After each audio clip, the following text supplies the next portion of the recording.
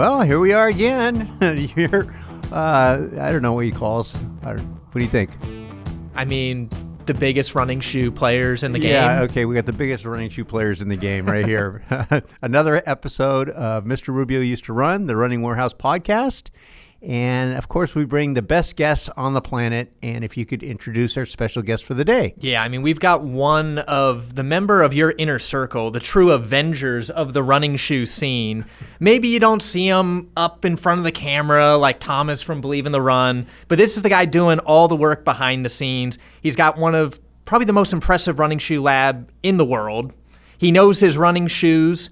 And what gets me really excited is all the crazy little records, challenges. I think there might be a few world records.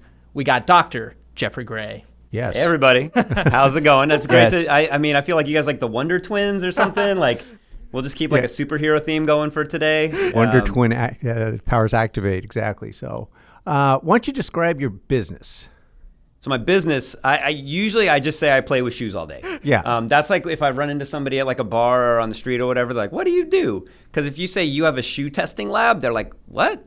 Like nobody knows. It's the weirdest job in the world. But in 2010, I created a shoe testing lab to work with footwear brands to help them make better shoes. And so that's kind of our mission. How we get there is that we have all of this equipment that's either human-based testing or machine testing to figure out every aspect of what a customer would feel in the shoe. And the name of the company? Oh, yeah, the name of the company is Heeluxe. Yeah, so we're Heeluxe based in Santa Barbara, California. Okay, does it have significance as far as, where the derivative of the name came from? Yeah, you know what? So I'm a nerdy scientist. Biomechanics and bow ties are kind of the only two things I'm good at. That's usually what I say. And naming things is not a strong point for me. So we won't say what I was thinking about naming the company. But fortunately, I had a business consultant. She's like, maybe you should go work with these guys and they should come up with your logo and your name.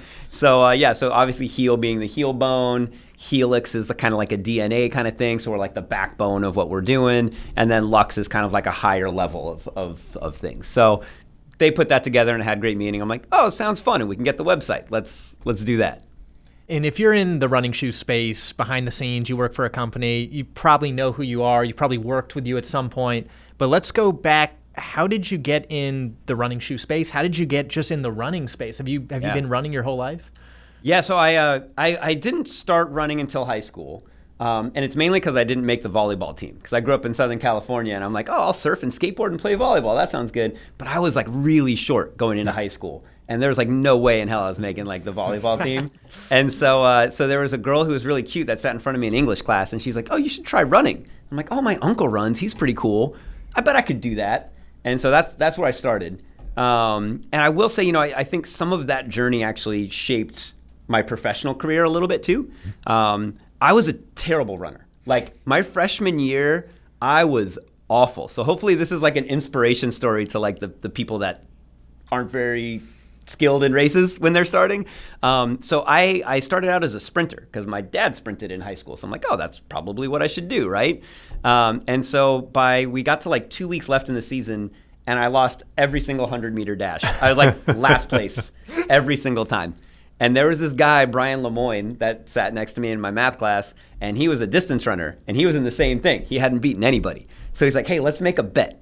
If you do the 800-meter, if I beat you, you have to do cross country. If you beat me, I'll buy you lunch, and then we both never do a running team again. And I was like, you're on. So I signed up for the 800. The coaches were like, yeah, whatever. You're terrible at everything. Just go for it. And so Brian ended up beating me, but I ended up beating 2 other people.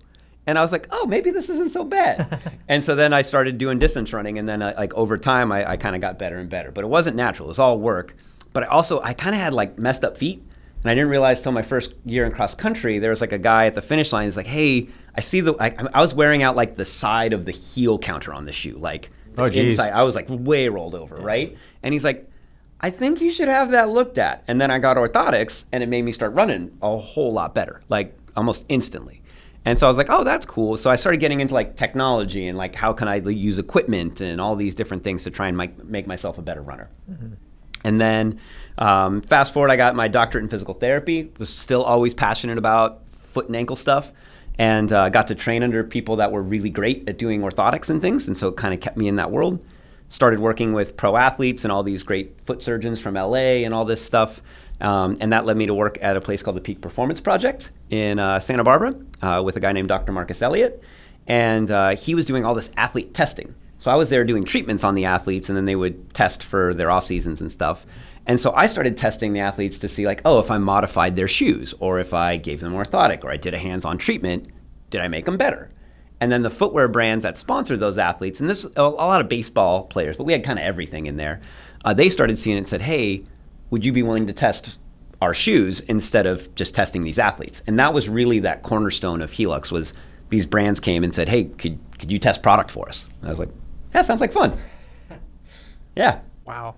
That's that's crazy. And these little tweaks that you're seeing, were you seeing pretty big changes with these athletes pretty quick?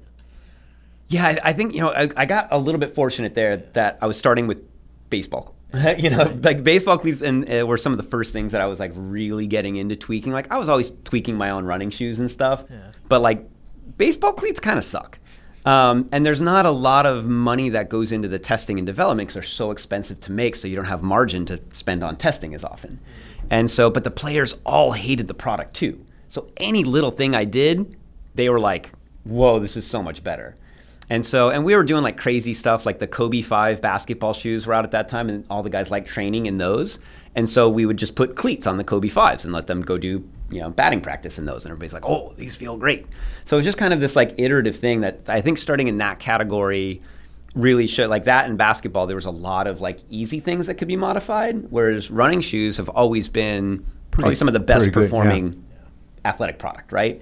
So I think starting there really opened my eyes that there's a lot of different types of people, not just athletes, that aren't really being served well by their footwear. But yeah, the cleated stuff was like huge, like performance increases. Yeah, I mean we have tennis shoes and pickleball shoes in here all the time, and me being an idiot, you go, I can make these things way better. Yeah. But running shoes are more difficult. Running shoes are pretty high on the on the development scale. Yeah. Right. And it's also the primary thing that you use in our sport. Right. Whereas cleats are not the primary thing. You got a bat or whatever. Yeah.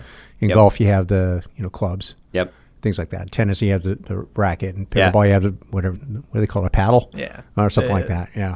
But so do you still do development on footwear, or is it just testing? So just testing. Okay. So we work a lot with the footwear developers and designers and line managers to analyze any aspect of their shoe and figure out how to make it better before it gets to you guys and you're able to sell it to people that want to wear them. Right. I found it. I was down there once, and you showed me John Rahm's. Yeah, that was a good one. That process. I mean, I know it's not running shoes, but it was very interesting. No, it's an interesting story, and luckily I'm not like breaking any like sort of health things of being able to tell it. But so we have gotten to do a lot of work with professional athletes, like where we'll do a custom shoe for them.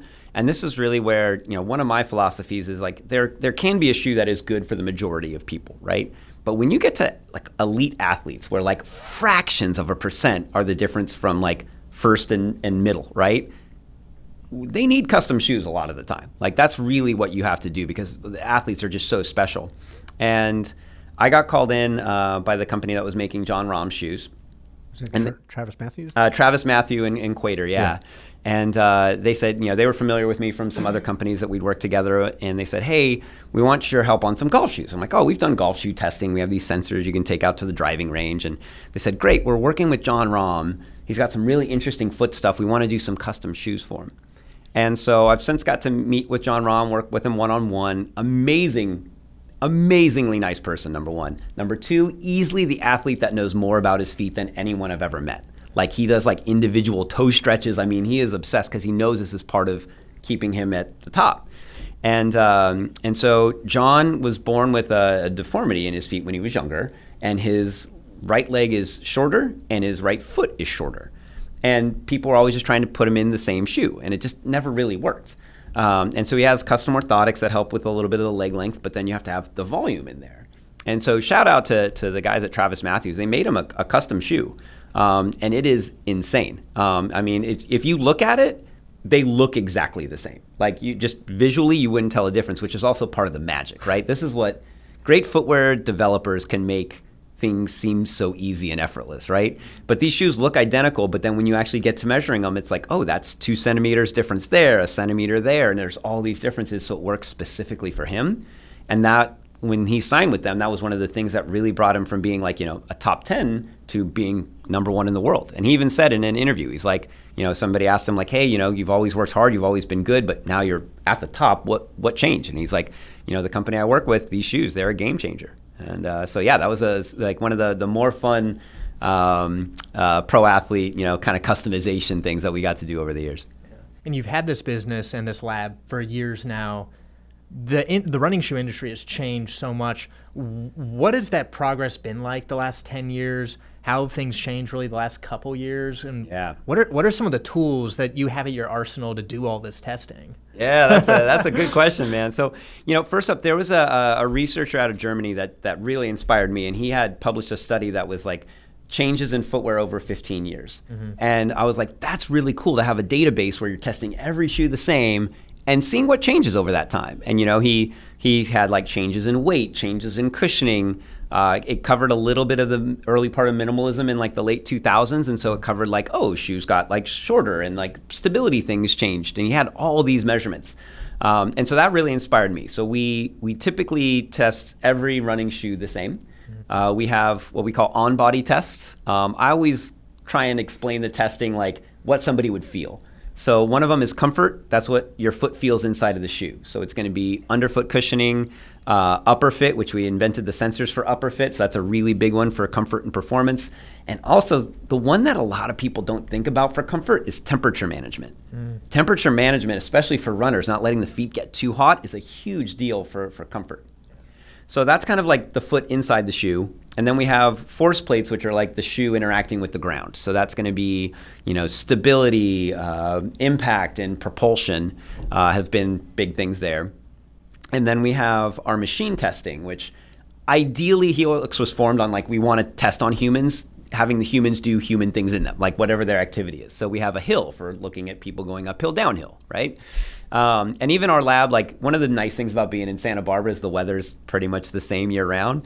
So our lab is actually like half outside, half inside. So people are running outside at their normal pace, and then they come into the lab, we collect their data, and they go outside. So these are just kind of some of the innovation things that we were doing, right? But then there's certain things that humans are really bad at. One of them is durability testing. So, it's really hard to have somebody run, unless it's Dick Scobie, running like 150 miles a week, consistently. So we built a machine that like replicates running and can do 150 miles in 4 days. And so you can see like the outsole breakdown or the cushioning breakdown. Traction, we actually did have a human-based traction, which I hope my insurance company's not listening to this because it was easily the least safe thing we've ever done. I think I might have even done that in the early days on your, I'm sorry. I'm really sorry. It was bad, but it was helpful. We got good information, but it was so unsafe. Right. So then we built a traction machine, and now can do we do a lot with trail running shoes for like gravel traction and wet river rock traction and stuff like that. And then we have like a machine that does fit testing that we call Smart Last that we do a lot with Running Warehouse. So now we can test fit really quickly. We have some machines that we sprinkle in there as well to kind of complement the human side. Mm-hmm. Wow. Yeah, I mean, I remember the first time, I think me and you came out around 2016, 2017. And I mean, just seeing how much shoes have changed since then with foams, there's just so much more that's possible with the shoes, from weight, responsiveness, and I mean what we have in front of us right here are some of our favorites currently. But it's a wild time to be in the running shoe game. It's fantastic. It's so exciting. And I'll tell you, I used to say for a long time, and this is like pre 2017, that I would say, it's really tough to make a running shoe 5% better than average. Running shoes on the whole have performed at a really high level for a really long time. And then the Nike 4% thing came out. I'm like, well, that tracks. I always said 5%. So, that's in the range. But, I think it's been through like a lot of different phases since we started in 2010. First it was like, that was kind of like the tail end of minimalism, and the start of maximalism was like all happening at that point. Toning shoes were also happening at that point, which was crap, but whatever. We don't need to go into that. But at that time, I look back and we look at all the heels on these shoes that are right here. They're all like these nice rounded heels, right? In 2010, it was still kind of squared off heels in the back. And we learned just by going and like manually shaving off foam from the heels that it actually made them more stable. It lowered the impact. People liked it more. And now all the shoes have rounded heels, and now it's finally getting into other categories like basketball or hiking and even casual shoes. So I think that, we've seen height changes, we've seen geometry changes. Now there's tons of foams and how we're making those foams. And of course the whole carbon thing is started. So, and adding plates for propulsion. So it's, running is this great bellwether that influences a lot of other industries. And now we're seeing like all of this creativity happening in the running space, which is just insane. What do you see coming down the pipe in the next 2 or 3 years that is going to have a big impact? Yeah, that's a good one. Yeah, that's a good one. I think it's fun for us too, because I don't know if everybody realizes out there that we're usually testing the shoes like 18 to 24 months before they get launched. We see the future. Yeah, so we have a pretty insane crystal ball, and we're testing usually a couple hundred running shoes a year. So we get to see some pretty awesome stuff. I'll tell you, there's a few things that I'm particularly excited about. One of them, I think, is the foam longevity. Like, we've seen some really great foams that are lightweight, really cushioned, really high energy return. Now we're seeing them last for more than 100 miles. We're seeing weights continually come down. And that's another one, like for running economy. I think weight is, if you can make a shoe lighter without sacrificing anything, that's usually a win. And so, when we started our database like 2010 to 2015, the average running shoe weight for men's 9, I think, was right around 10.1, 10.2. Now it's steadily decreased down to like 9. And honestly, it was even a little lower for a second before the carbon shoes, because some of the carbon plates and the thicker stacks made them a little heavier, right? But now it's weight's coming down. And I think that's just going to be a great thing, especially for performance run. The other thing that I love is, when I look at running shoes, we look at like all the different parts.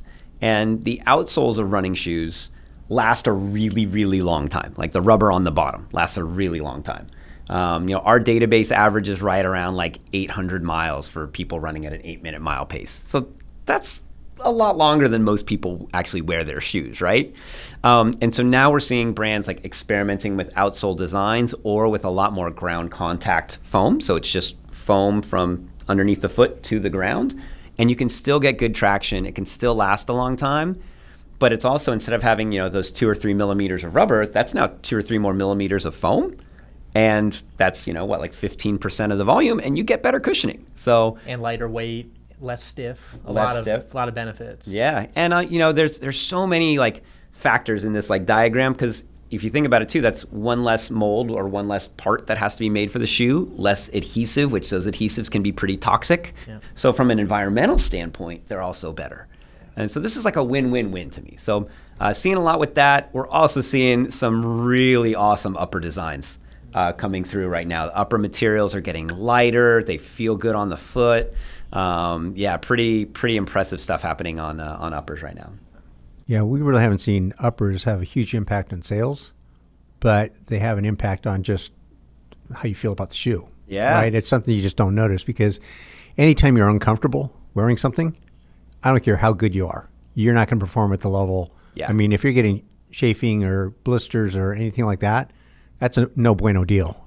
Yeah. I mean, it's just not good. So the fact you're making more comfortable uppers, better looking uppers.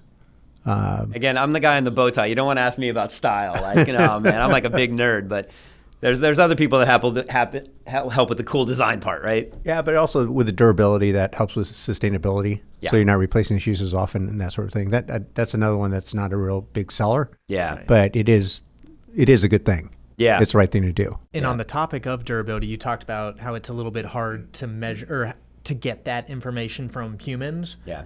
You've got the time machine. Yeah. I'm sure a lot of people have not heard about this because it is a little more secretive. Can you tell us a little bit more about this, how it got started, what it is? How it got its name. Yeah. So it's definitely one of our more popular machines. It's also the one, too, that if I put a video on LinkedIn or something like that, it draws people in. It's kind of hypnotic in a way. It's pretty fun. But it all started. So if there's like anybody that's like an entrepreneur or wants to start a business, the one thing that I would say that we've been able to do at Heeluxe is we just listen to the brands. Like they usually tell me what they want and they don't have. And I'm like, oh, well, I like to build stuff and why don't I go build that? And then they'll buy it and that'll be great. So it started with one brand that had a shoe that passed all the normal lab tests. They brought it out to market, and this is like a casual shoe. And about 6 months after it was on the market, it started developing this really loud squeak. And they started getting flooded with returns. And they're like, we don't know how to fix it because the factory right now is telling us it's fixed, but it passed all those same tests the first time. So how do we know if it changed? And then they're like, you have all this data on humans running and walking. Couldn't you build like a machine that replicates that? I'm like, probably. And so we started working on it. It was not easy. Turns out it's really hard to make a durability testing machine, right? So I went through 3 different engineering groups, and nobody was able to like help me get to this like vision of what it could create. And this is the running world's kind of weird too, right? We were talking earlier about how like it's kind of this like big but close-knit community at the same time. So literally I was in Portland Airport coming back from meetings and I had like a video call with this one engineering group who basically was supposed to build me like a life-size thing of this. And they ended up building like a scale model and then telling me like, oh no, it would never work in real life. And I was like, what did you guys build? So I'm pretty bummed, right? I don't have a lot of money on this. So it's tough. So the next morning I'm like, I'm gonna go clear my head. I'm gonna go trail run. I run into my buddy, Matt Dubberly. He's a great engineer, also an insanely good runner. He had the up-down Mount Whitney record for quite some time. And so we just start chatting on the trail. And he's like, oh, what are you up to? And I'm like, oh, I'm trying to build this machine. And he's like, I'm just starting a consulting company. Why don't I work on it for you? And Matt and I literally had the design and the rough layout within like 2 weeks. And then within a couple months, we had the first one built. And it was dangerous. It definitely like flung some things into the ceiling and broke stuff a lot, but it was working. And so we were able to tune it, and that became what is now called the Time Machine. So, and the whole goal originally was we wanted to do a year's worth of casual walking or 150 miles of running in a week. And that was a pretty lofty goal for like a durability tester at that time. And we wanted to break down everything, like upper, midsole cushioning, and outsole. So that's kind of like we got there. Now, when we were building it, for those of you, like pretty much you guys have seen the Heeluxe lab, but I don't think most people have that are listening to this. It's like a big open lab, and we have a lot of the footwear brands come visit us and like tour the lab and see their testing, right? So we usually have to cover stuff up that's private, that's not for public use yet. And so we were always putting a tarp over the this machine. And so the engineer's like, what should we call it? I'm like, I don't know. So I'm a big fan of the Back to the Future movies, and Christopher Lloyd that played Doc Brown lives in Santa Barbara. And I saw him one day, and then the next day I'm in there working on the machine, and I'm like, hey, when we cover it up, we should say it's a DeLorean time machine. That'll be funny. And Matt is like, oh, that's a great idea.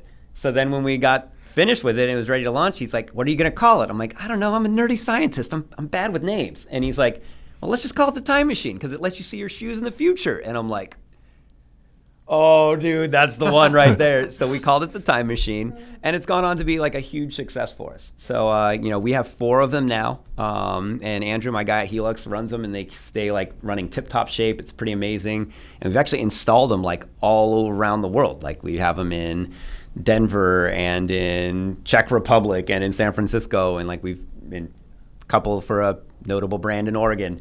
So it's been pretty fun to see this machine be like our first big success. And I'm sure there's a lot of engineering that goes behind it, but in essence, what is it? Like, how do you describe this to someone who asks, what is the Time Machine? Yeah. I had one brand describe it as the Wheel of Death. So we could leave it at that. It looks like an axle with like like a windmill with like 2 feet on it, right? And it just spins on the treadmill, and then the machine adds weight every time there's like a foot impact.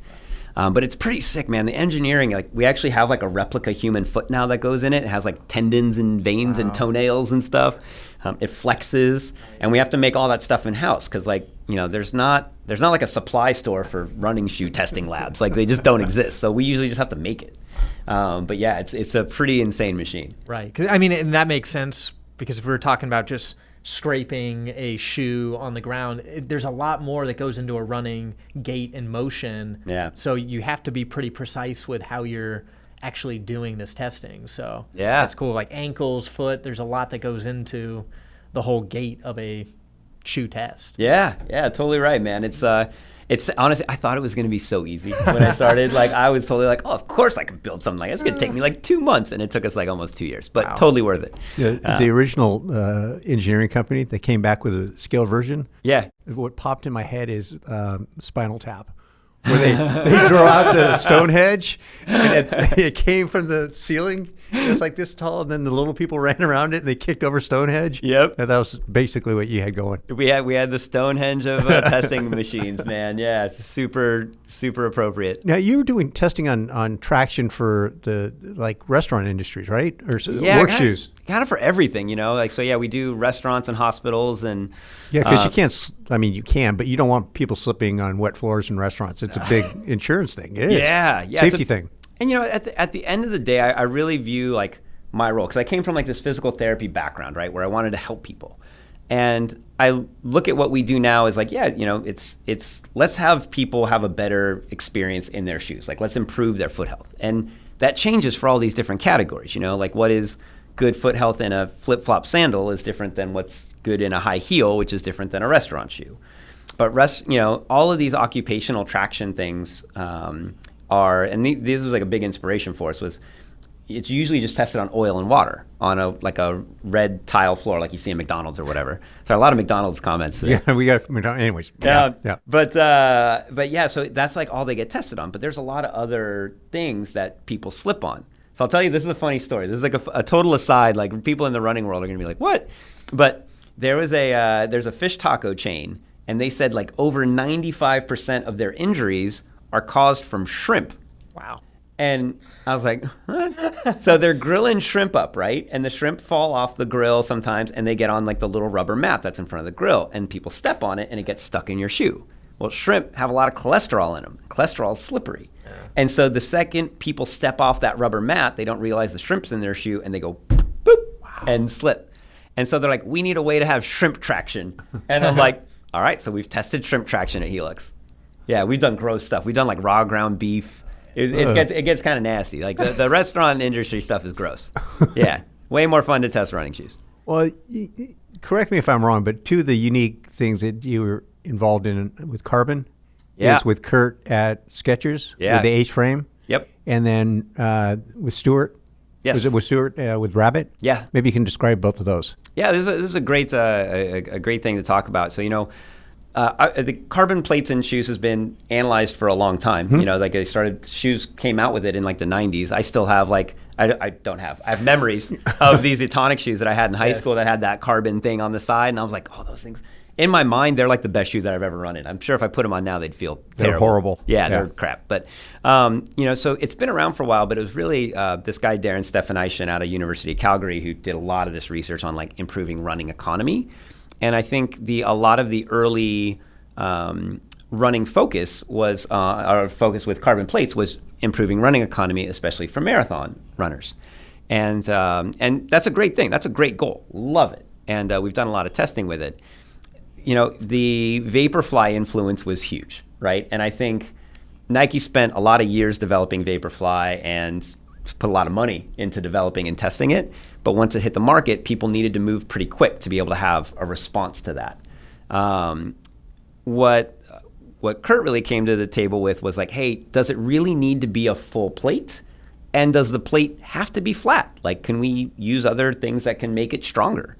And so he came up with a bunch of different plate designs.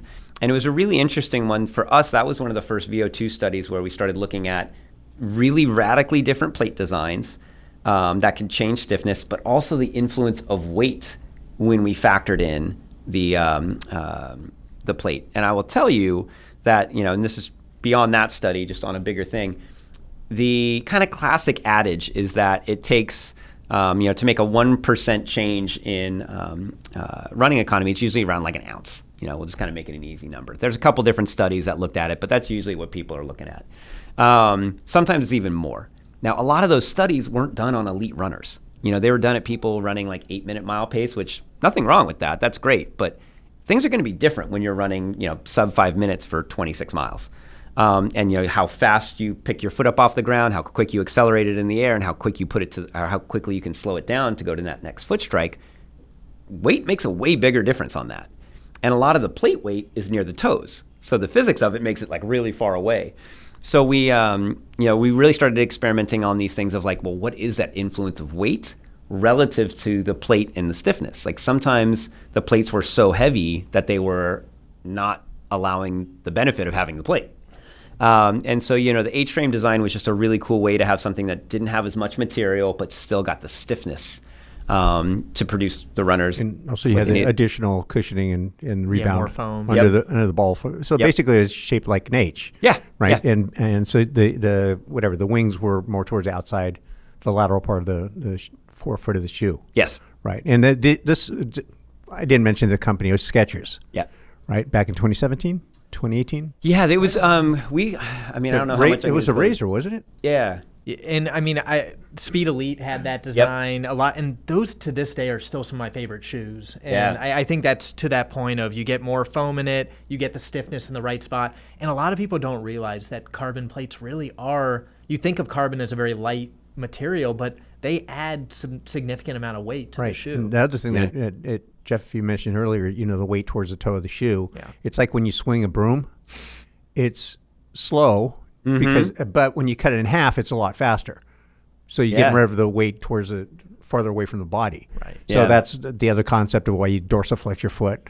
Yep. Right. Why you have your heel come by your butt when it's going through. It's just shortening up that lever. Yeah. So it's the same concept here. Yep. Yeah. And right around the time that this was all happening, I remember you invited me down to Santa Barbara to the lab, and right before I came, there actually was a Skechers athlete. They wouldn't disclose who it was, but I don't know if I can disclose who I it have was, some ideas. But he was really fast. Yeah. And I got in on the lab. You had me do a full VO2 max test, and I was in pretty good shape. Yeah. And the numbers... pretty good, by the way, meaning like insanely good. I'll brag for you. You were in really, really good shape. I gave the numbers to Todd Fokker from Puma. He didn't believe the numbers. Oh. So I don't lie. I brought up the email that you sent me. So it's pulled up right here. My VO2 max 78. My VCO2 max was 80. From what I've heard, that's solid. But compare that to some other athletes that are a lot better than me. Yeah. It's weird that it's a higher number than some of those athletes. How does VO2 max work? What does it mean? Yeah. Give us like the breakdown of what VO2 max is. Yeah, that's a really great question. And so I will say that, VO2 max is like the way I usually look at it is like the size of your engine. Like how big is the engine in your car? So I got like a Hemi in here. Yeah, you're running with this some coming firepower. from the Dodge guy. So it's like the size of your engine, but there's so many other factors that go into how do you get that power to the ground. So if I put like a Ferrari engine in a Volkswagen Beetle and those tiny skinny little tires, there's no way it's going to get all that power to the ground, right? And you have to have a good transmission and all these other things. So I love cars too, and I love analogies. So that, VO2 has to be there. But I will tell you, in my experience, there was two athletes that were right around that same time that we tested for you. That one had really, really high VO2 that was like insane. Like his VO2 max was like, wow, this is like the third highest that's ever been recorded on this equipment ever. And this equipment's been used for like 2 decades. So, I mean, insane. And then another one was honestly like kind of average. But I will tell you, the average guy, we kind of noticed it when he was doing his VO2 test.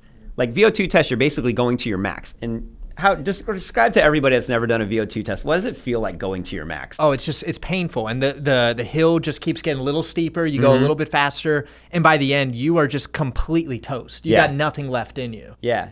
So we had this one guy. We saw him get to his threshold, his anaerobic threshold, which usually you have like a minute and a half on this test left after that. He went for like 7 more minutes. And so we know this guy is popped. Like his heart rate's not increasing anymore. Like his VO2 is not doing, but he just had the capacity to hurt and be in that space. And he's like, well, you guys told me to go as long as I could. So I just kept going. And he literally like almost fell off the treadmill. Like, whereas we had another guy that had this highest, like I think it was the 3rd highest ever recorded, that when he tested, he was like within like 30 seconds after he got to that, he was like done, out. And we don't need to name names, like it's not fair, but these two guys, if you look at them, there's the one guy that's like, oh yeah, every time that guy goes to race, he's always going to be in the top 3. And then the other guy with the really high VO2, he was like, why isn't that guy, he should be better. Yes. You know, like he's great in workouts and doesn't race well, or all, those kind of stories that we hear. And this is, I think, one of those really challenging things is that VO2 is just one metric. Getting an athlete to perform really well on race day, it's, we've talked, Joe, a lot about the importance of like sleep and nutrition. Having a training plan that works for the individual athlete, I think is really important too. Having the gear that works for that individual athlete, mentally being prepared. It sounds like the one guy whenever he hit that pain cave, he just kind of out. That's it. Yep. Yeah. I had a friend, Chris Shilley, and he at Cal Poly, he was recording the highest VO2 ever. Wow. And he just kept going until one of my advisors has a PhD in exercise phys from University of Oregon. He was getting so excited about the test, he didn't notice that his heart was going off the charts. Like he was having, I don't know, arrhythmia during the whole thing. Had to stop it. He almost killed the guy. So, it can go haywire. But some of these people that have the, really high pain tolerances, it's pretty amazing. Yeah. There's that one girl that was like a track runner, right? Where she had like no pain receptors, and then they would have to like catch her at the finish line because she would like, her blood pressure would drop. She was like a high school runner or something like that. Yeah, but she would have no pain. So they're like, just go. And she's like, okay. It's kind of crazy to think like how much that could either help or hurt us, right? Yeah, it could kill you. So. And you've got a lot of high-level athletes coming in and out. Yeah. What are the ranges you're seeing? Obviously, it's someone who's maybe not as talented of a runner or highly trained is going to have a lower number. What is the range that you're seeing for someone who says, yeah, you got some talent here? Yeah, so I think, most of the people that are going to be scoring well also are pretty trained, because there is some things of like just being able to do the test, like being able to be like, all right, I'm going to go, I'm going to start hurting a little bit. So, like 70s to 80s, you're doing really great. 80s, it starts to thin out really fast. 93 is the highest I've known from anyone that's done the test, but I wasn't at that test. Okay. And that's like rare air. And I've heard I think Lance Armstrong's numbers were somewhere up around there too, like up in like the low 90s. Wow. But that's like exclusively rare. Okay. So, I always look at like 70s or 80s are going to be your competitive distance runners. You're probably not seeing many elites under 70. No. And the VCO2, how does that compare? It's kind of like one's in, one's out. So they kind of they balance each other out a little bit, I think, in the most simplistic way. Now, not to throw like too much of a scientific curveball in this, but I will say that I'm actually a much bigger fan of blood lactate. So to me, blood lactate is like how efficient you are in that running pace. Yeah. And blood lactate kind of comes and goes as a metric of coolness. Yeah. We actually did, in the early days, we did a lot of testing on blood lactate with running shoes, because it's a lot easier to say like, okay, I'm going to test you in this shoe for 10 minutes, then I'm going to go to this shoe for 10 minutes. And we just keep taking the blood samples. And as long as you're not fatigued, we're going to see like how that shoe affects you. And it's a really cool measurement. And I did a lot of triathlon racing in college. That was like really, that was a sport where I like really could excel. And there was like, it started like kind of right toward the end of my like triathlon career. There was like some athletes that were really experimenting with that. Like Luke Van Leerde was a big one. There's a coach, I can't remember his name, that was doing some of it. But to me, that's like, because you can see if you're overtrained, it's going to show up in your blood lactate. If you're like running not so efficient one day, it'll show up in your blood lactate. So to me, that's another metric that is really helpful in analyzing where an athlete's at that specific time. And that's what Ingebrigtsen does. Right. Marius Bakken, he's a guy, that double threshold thing. We all know that. Actually, I was going to say this. I was going to be like, oh, Ingebrigtsen likes needles, but I guess that could be like a drug reference. I was going to be like, I was going to do a tattoo reference, and then like, because with the blood lactate, you have to prick your finger a lot, and honestly, it kind of hurts. Yes. Like it doesn't feel good. Yeah. So it's tough, but that to me is like another metric that is really valuable. And again, this is me coming as like, I'm a not naturally talented runner. I needed like everything that I could measure about myself to try and get better. I was like, I'm in. Like, could that metric also help distinguish what event you might be better at? So if your lactate's, at 5K, 10K paces versus marathon, and really showing where someone's going to shine as a runner. You can like pick out specific paces and heart rates where you are like absolutely tailored to. Yeah. And you can see the difference in your training. And that was, I remember when Ryan Hall came out of Stanford and he was training with V-Hill, and I talking to V-Hill, And he goes, "You don't know how good of a marathoner this kid's going to be. We just tested him." And he was a 1,500 runner in college at Stanford. And I go, "What are you talking about?" He goes, "He's running a half marathon coming up, and you watch what he's going to do." It was all based on testing. Yeah. Right? At different paces and where his lactate was. Pretty amazing stuff. But, one of the things that you're noticing is, the flavor of the month in workouts is double thresholds. Yeah. Well, unless you understand what you're doing there, you can get yourself in a lot of trouble. And I'm reading about some of these workouts where people are comparing their Strava times with other college teams. And they're racing these things, and they're just going to kill themselves. Yeah. They're going to have a really, really good August and not such a good November. Yep. But, the Strava stuff it's bad. Yeah. I like things, whatever it takes to encourage people is cool with me. Yeah. But one of the things that I think you're kind of touching on that's always been something that's important for me is like, what do you respond to as an athlete? I think this like generic model of like, every athlete should be doing this workout. Heck no. Like people respond to different things, and it's finding out what are those responses. And this is why like VO2 is one thing that factors into those responses. But there's a lot, right? And so it's how do we figure out what is the best for this person? And again, because sometimes we look at like fast running performances, right? But it also could just be like, oh, dude, like, so-and-so is like, 63 and they want to run to put their heart in better health. So what are the metrics that are going to be important for them? It's like, it's got to be customized.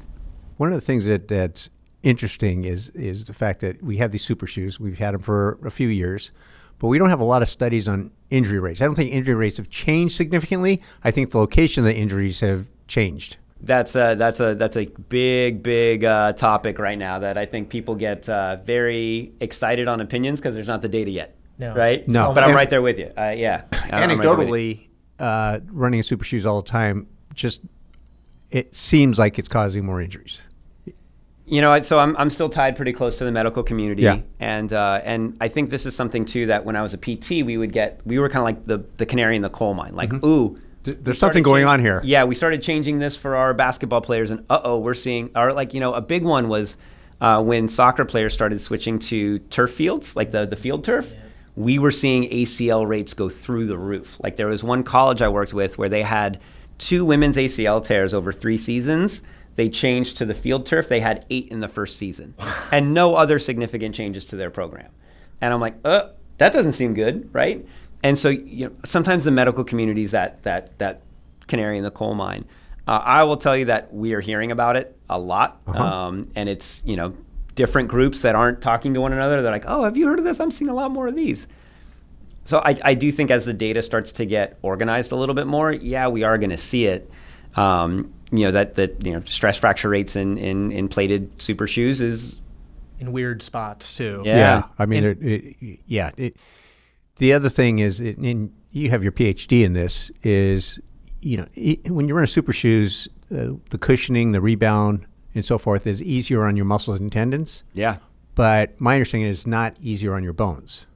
Yeah. Yeah. And so you come back the next day and you're not as sore, and you run farther, faster, harder than you would in normal shoes. Right. And so you have this collective stress that's being added to your body. And then you start throwing stuff like double thresholds in there, and you have a lot more stress that's coming on the body. And so I would think that we're going to see more, particularly in competitive runners. I worry about everybody. Yeah. Because I think competitive runners sometimes are the ones that are also paying attention. Like, ooh, my foot hurts a little bit. I'll go see the trainer, right? Whereas like somebody that's just running for fitness, and they're in some of these now like plated shoes that are meant for everyday running, they might not think about that. Oh, my foot's sore, and then maybe it's a bad thing, right? Our elite athletes are usually pretty in tune. Yeah. So one thing I think on this note, this is like my like big tip for every runner, is there's been research studies that have been published for a long time that say the number one way to reduce running injury risk is, because there's always going to be risk, right?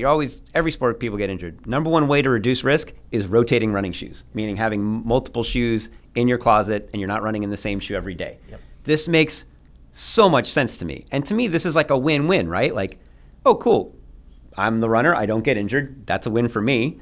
you guys are the retailer. You sold 2 pairs of shoes. That's a win for you. And the footwear brands. So like everybody wins in this scenario. This is great, except for maybe doctors. Maybe doctors don't win, but they're busy. Well, again, the injury rates haven't increased. It's, it's like whatever, 60 or 70% of the people get hurt. Yeah. It's just where they're getting hurt. Yeah, but what I think is the really important thing with there was a thing that we did at the running event last year where I was talking on a panel, and Jay DeSherry and I, Jay DeSherry, great physical therapist and running guy, amazing.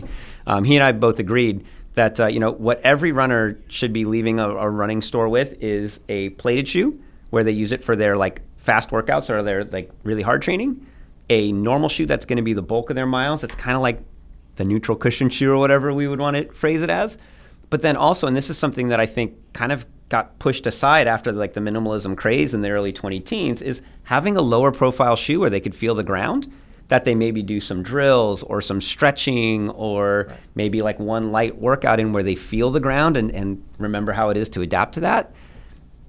People should have a quiver of shoes. Like it's better for your body. And that to me is like one of the most important things that I don't see a lot of runners doing. No, there are some people, like I've mentioned this before. Angles does barefoot stuff in the sand pit. Yep. Right when he's done running in what you call it, carbon shoes. Yeah. One of the things I mentioned to Adidas, we had Adidas in here yesterday, is they have the different silos of product. The Supernova and Adistar, and Adizero is where all the fast stuff is. And I said, the way you have it set up now, the shoe that I'm envisioning probably lives like in Supernova. But what if you had a shoe like a Free that had a little bit more stack, that had all the sipes in it, was really flexible, that wasn't designed necessarily to run fast, but it's designed to help you maintain your health so that you can continue to run fast. So it's an Adizero. I was walking down to get my computer for this podcast, and I walked by one of the offices, and Heather had a pair of Metcon 5s. Yeah. Which is a Nike gym shoe. Cross-training. But it has all the sipes. I said, where the hell did you get that? She goes, it's been around forever. And I go, it exists? Yeah. She goes, yeah. But something like that's made specifically for runners, that goes back to what Lanana invented with the Free, is something that you're going to build up strength on. And I came up with a concept. I don't know if it's going to work or not. I don't even know if anyone's going to try it. But if you have a 6-month season with your peak race is at the end of 6 months, the traditional training is basically the first half of the season is strength. The next 8 weeks is like multi-pace training, and the last 4 weeks or so are race-specific stuff. So what if you did this? What if you just focused on strength for your feet and your lower body with no plates on the first 3 months, the next 8 weeks, occasional use of the plates, and the last 4 weeks, it's on. Mm-hmm. And then you go and you run your big race, and you take a break away from super shoes and plates, and you follow that rotation. I haven't tried it. Yeah. I've started to try. I'm attempting this for my next. 'Cause Yeah. it makes sense. The lower profile, you build those muscles. Yep.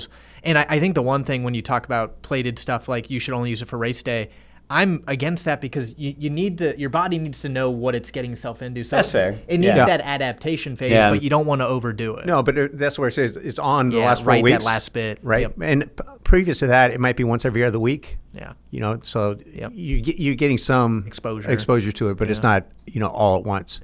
And I go back to Strava. You have a lot of people that when I was competing, the number one thing was how you raced. That was the be all end all. Yeah. And the rest of it didn't matter. How fast you ran workouts didn't matter. But now with people on Strava, it's okay. Strava for a lot of people is as important or more important than the race results. Race results just another thing that you wear super shoes on. So you're wearing these super shoes to get the times in workouts, and you're wearing the workouts way harder than you normally would because you have the super shoes, you have the Strava, and all that kind of stuff. I think Strava's great if it's kept in a certain context. Yeah. Where it's not a competition type of thing. It just keep tabs on what you're doing. But when it starts to become, me versus you, and I want to outdo you, I think it'd be a little bit on the negative side. Yeah, I think there's that you want to find the joy in the running and have a competitive goal, But yeah, I think if you're benchmarking always against somebody else, that's usually going to be a slippery slope. Right. Right. Now, speaking of competitive goals, why don't you come up and tell us some of your. Now you have your birthday's coming up, right? So pretty much on your birthday you do something goofy. Yeah. I call it goofy. It's some sort of running related challenge? It's some sort of stupid challenge. It's so dumb. Like, Every year you outdo yourself. I will say one of the biggest ones was my 30th. So I'll say, like, this is a shout out and a rest in peace to my mentor Kevin Brown, because he's the one that told me about this. He was a big rock climber, and rock climbers every year would come up with a birthday challenge, and it kind of related to Jack LaLanne, the old fitness guru guy, where He lived in Morro Bay. Huh? He lived in Morro Bay. Oh, did he? Yeah. No way. Yeah. He's a local guy. Dude, that guy. His wife still lives over there. Elaine LaLanne. You got to have Jack LaLanne up in here, man. Like, or Elaine LaLanne telling stories or whatever. So he would do, he like swam across Long Beach Harbor shackled and was like towing 80 boats with his friends in it or something crazy like that. So these rock climbers started doing like birthday challenges where they would do like routes for their birthday that were like really hard.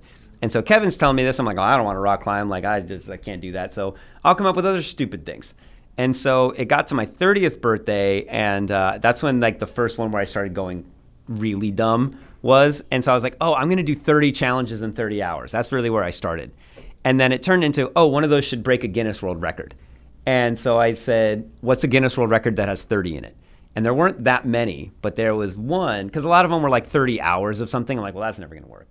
And one of them was the lunge mile had a record of 30 minutes and 50 seconds. And it was this guy, Ashrita Furman, who held the record, and he has the Guinness World Record for having the most Guinness World Records. So this guy's pretty legit, right? And so I was like, oh, a mile in 30 minutes and 50 seconds. You guys hear that, right? You're like, my grandmother can walk faster than that. That's nothing, right? Like, come on. So I was like, put it in there. This is a piece of cake. So then one day I'm like, I should try and go do a lap and just see what it feels like. And I did a lap, and I was like, all right, if I can do the lap in 8 minutes, I should be good to be able to like train up and get this. I did a lap in like 8 minutes and 5 seconds, and I was ruined. Like, it was so hard, and I'm like, oh, I'm going to have to train for this. So I started training 2 days a week. I would do one for distance and one for time. And like over like 2.5 months, I got it. And then on my birthday, it was on a Saturday that year, which was great. We had like all these people come down to Santa Barbara City College track, which if anybody here is like listening to this, like, it's probably the most gorgeous track. It's like right on the beach. It's insane. And so, yeah, we had all these people come down. Like the City College football team knew me, and they came down. It was all these people, and I did the lunge mile at the track for my birthday, and I went 27:04. So it took a pretty solid chunk of time off of it. I was pretty happy with that. So that was like a big one. But, yeah, every year now, like my best friend Devo and I, we do these stupid events. Like we did the donkey racing in Colorado, the Pack Bro racing. Yeah. So we raced one of the Triple Crown there. I got my belt buckle from racing the Triple Crown with a donkey. Did your donkey, did he behave? Was he doing what you told him to man. do? So, I mean, there's a couple, I know there's a couple of trail runners that have tried to go do this. This is the race that if you think you're good at running, go do this and it'll show you have no control over the outcome. Like, it is so frustrating. So I also, there was a race that I used to love to do with my dog in Santa Barbara, and it was called the State Street Mile. I know you've had a lot of athletes come down and do it. Have you ever done it? No, I have not done it. But I've heard that you maybe, do you have the dog record there? I don't have the record. I won it 3 times, and it was the unofficial Dog Mile World Championships was kind of the thing. Wow. And it's a slightly downhill, all straight mile. Yeah. And the dog race is the last one, and you have to run with your dog on a leash. And my dog, Hank, was like the best runner. Like, he was so good. So yeah, like our fastest we ever ran was like a 4:20 at this thing. Wow. And that got around to the people that were doing the pack burro racing, that, oh, this guy knows how to run with animals, I think is like the whole message, right? So then they're like, oh, cool, let's get this guy a really good donkey, because if you're in the top 10, you want a little bit of money. And then usually you would give that back to the donkey ranch or whatever to help. And I'm like, oh, of course I'm good. Yeah. But like, we got you a really good donkey. And I'm like, oh shit, this is like pressure, right? So anyway, the start of this race is chaos. Because imagine like a normal road running race, but now you're putting in like 800-pound animals that'll kick you to the side if you're too close. And so it's sketch. And then like 200 meters into the race, there's a 90-degree right-hand corner. And everyone, it's just like a normal 5K. Everybody's trying to run too fast, right? So they all going around this corner way quick, and the donkeys look. So anyway, I end up like pushed kind of back a little bit. And then donkeys are really particular about their running. They are like the worst running buddies. Yeah. So my donkey only liked to run if it was behind another donkey. And so I ended up in this thing, and I'm not behind anybody, so my donkey just starts walking. And I'm like, oh, damn it. And like it's so hard. So finally I connect up with my buddy Devo, and his donkey liked it when somebody was in front of him. So Devo, then his donkey, then my donkey, then me. And now we're pace lining up the hill. And we're like, because we're pretty fit, right? So we're like, oh, this is on. Like, we're like seeing like number one coming down the hill. It's Mosquito Pass, so it's like just under 14,000 in Colorado. So we're like, oh, we're getting all these guys. Like we can run downhill better than all of them. This is gonna be so good. So now we're running downhill. Everything's going great. Devo's donkey just stops, like dead stop. Does not want to move an inch. And I'm like, my donkey runs a little bit past. I'm like, Devo, what do I do? He's like, just keep going. So I'm like, all right. So then I keep going. I get like maybe a mile, and then my donkey just goes like, I'm gonna stop. And then he just wanted to walk for the next like long while. I walked like, it was like a 20-something mile race, I think 26 or 28 miles. I had to walk like 10 miles before I saw like anybody. And you're in like the backcountry of Leadville. And then finally the donkey's owner is like way back from us, now is caught up to us. And he's like, then he's running and the donkey sees him and it's like, oh, cool, there's my dad. And then then we ran the rest of the way. Devo's donkey didn't move for like 3 hours. So yeah, these are like, it was such a dumb race, but probably some of the most fun I've ever had racing. So yeah, I basically do like stupid challenges now that have zero to do with actual running times that people would care about, or Strava segments that people would care about. You have one this weekend, right? Yeah, we're doing one this weekend where we're going up a flight of stairs in Santa Barbara called Mesa Lane, and we're going to do it 46 times for my 46th birthday. And it's more feet in elevation gain than the Mount Whitney Trail, which we ran Mount Whitney like 3 years ago. That was one of them. So yeah, it's just dumb. And it's honestly too, it's like the conquistadors of the useless, like Yvon Chouinard used to say. Like, these events have zero actual meaning, but we freaking love it. Like, it's like gets me all hyped. Well, good luck. Kill them dead this weekend. Oh gosh, you gotta let us know how it goes. Oh, it's gonna be tragic. Cool. Yeah, I'll be hurting. I'll look like I actually did like a real running race, but it's gonna be like, what'd you do? I'm like, I went up some stairs. Awesome. Hey, I want to thank you for your time. It's been fantastic. Thank you guys for having me. I love talking about shoes with y'all. I mean, again, this is the Avengers of the running shoe world. Exactly. We're gonna have to get them back, maybe with Jean-Luc, some more of the. What we could do is Geoff and I do a lunch about every 3 or 4 months with Jean-Luc and Stuart Jenkins. Yeah.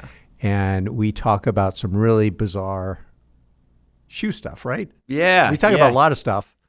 I think, with this, it's this weird group where like everybody's got a unique perspective and a unique experience that just all works really well together. And we've kind of seen a lot of everything in running, right? Yeah, and the thing is, we can talk about things that are coming in a couple of years, and have a conversation and be on the same page as whether we think it's going to work or not. We don't always agree on everything, I don't. But that's good. That's what keeps it fun. yeah, exactly. Yeah, there's some stuff that will be like, man, you're crazy, but and some stuff works. Before I forget, what do we got to do, Joe? We got to comment, subscribe. That's right. Okay, do it. The big three. The big three. Cool. Well, I want to thank you. Thank you. Thank you. All right. Thank you. Cool. Have a good day. Until next time. All right. Peace out.